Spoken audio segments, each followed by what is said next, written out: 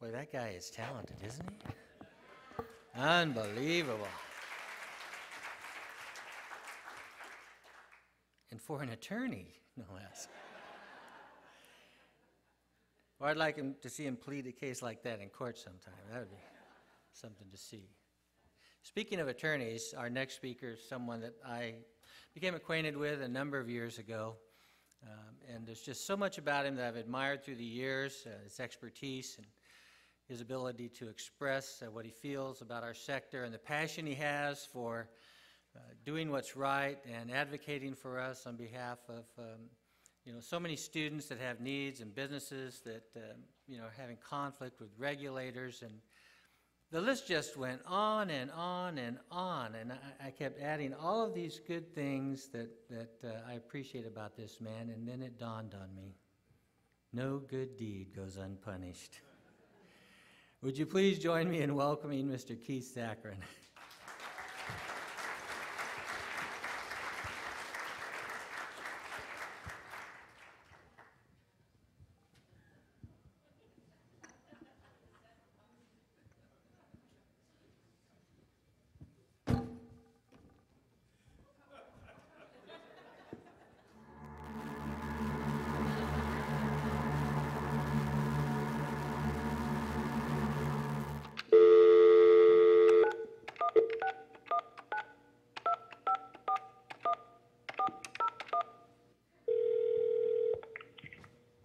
Keith Zakarin, good morning. Hey Keith, it's Bob from Pollyanna Technical College. You've got a student uprising, and your campus has been invaded by plaintiffs' lawyers. No, I'm calling because... It's got to be those ungrateful employees again, right? A class action suit, unpaid overtime. I did warn you about those classifications, didn't I? No, I thought It's the feds, then. Did they show up with warrants and yellow tape? Is it a program review? No, it's not the feds. Oh, no. You're getting an unannounced visit from Asset, then. No, Rogers at CAPPS. I think we're safe for now. Holy smokes. It's the Bureau. No, they were at CAPPS too. Frogs? No. Gnats? Lice? No. Flies? No. Sick livestock? Nope. Boils? Nope. Thunder? Hail? Darkness? Locusts? Nope. For God's sake, Bob, what's wrong? Nothing at all, Keith. I just wanted to call and let you know that we exceeded our start budget.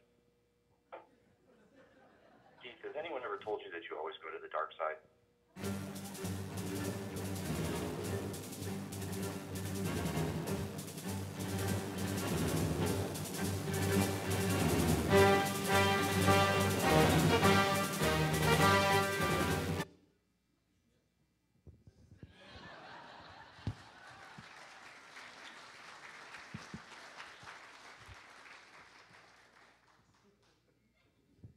There have been complaints in some of the prior years that all we do at the end of this convention is get up and give a long, polemic speech, that there's nothing but negativity.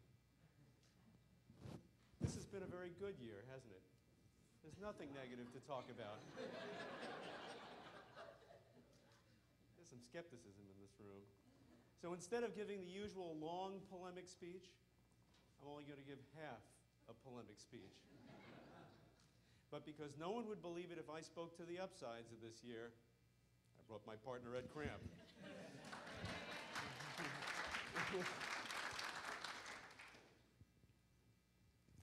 All right, so I'm going to take the positives here, so we'll see.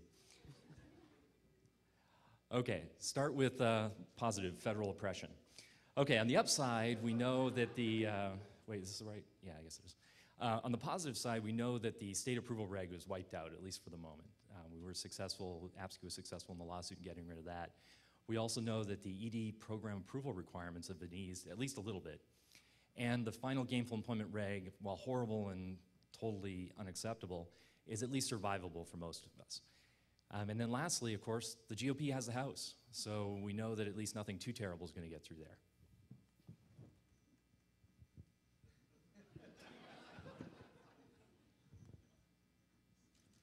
We didn't win on incentive comp, and we didn't win on misrep. 1 for 3. G is out there, and it's horrible. I think everyone heard the long polemic rant last year. I think it's illegal, and it's possibly final. Getting these things wiped out in a federal court is hard. Now, notwithstanding our friend Jay Vaughn The credit clock hour is still barely comprehensible, at least to me. And the trend, as we saw from Texas, to try to sneak in the back door at the state level. I think that the goal of the feds here is to limit the amount of money we get and limit the expansion of our programs. I think all of the recent activity has been headed at trying to choke us off. Not that I'm cynical. And Harkin and other, should I be saying this in public? Other corrupt politicians are making a lot of bad noise. I get subscribed to the daily blasts from Steve Friedheim and from Dean, and sometimes I just want to jump out the window after reading this, or go to Washington and strangle some people. But each day, we try to stay positive, but I'm not sure it's working. Help. Help is on the way. Accreditation. All right, well, at least so far, all the attempts at federalization of accreditation standards have failed.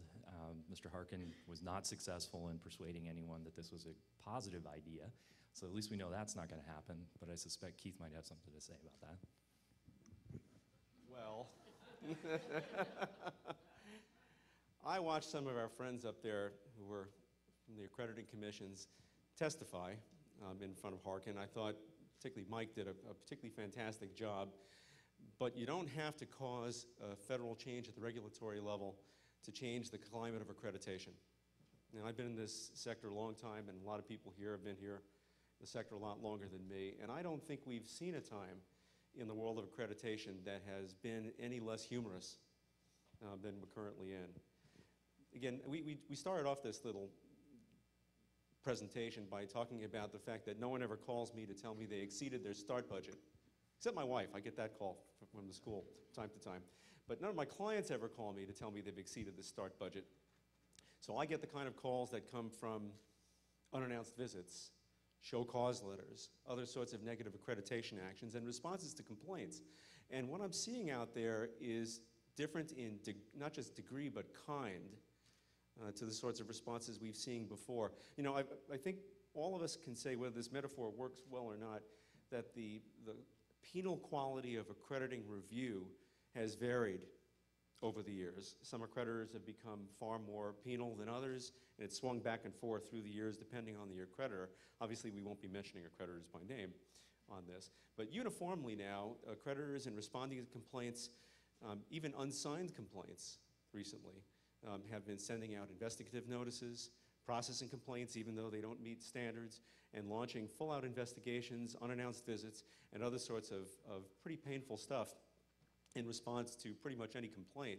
And if you don't meet outcome standards, the accreditors are extremely short-fused on that, down to show causes and revocations and other sorts of things. I think it's fair to say that the degree of scrutiny from the accreditors is at a higher pitch than I think I've ever seen it, that there's just no sense of humor out there. And frankly, I don't blame them, because in the same sense that Avi has brought up the standards, and we absolutely support that, if the accreditors don't take a hard line, then the feds will. And they'll take away one of the key points of our independence, which is the accreditors and the relationship that we have with them. So it's not good news in that sense, but it's a balance to the fact that they weren't successful in throttling the accreditors, but the accreditors are taking an exceptionally dim view of any issues that come up. So I call that hair trigger actions by the accreditors. I think we're seeing things out there in unannounced visits in particular, where verifications are being attempted 2 to 3 years back on existing outcome standards, published outcome standards or standards given on your annual reports to your accreditors. And essentially demerit is found if in 2 days the unannounced visitor can't verify 3 years worth of placement statistics. Show of hands in the room, just in case I'm missing something. Does anyone think that if we went back 2 years in your outcomes, we could reach every one of these employers and students? Not one hand? Now, do you think the accreditors believe that?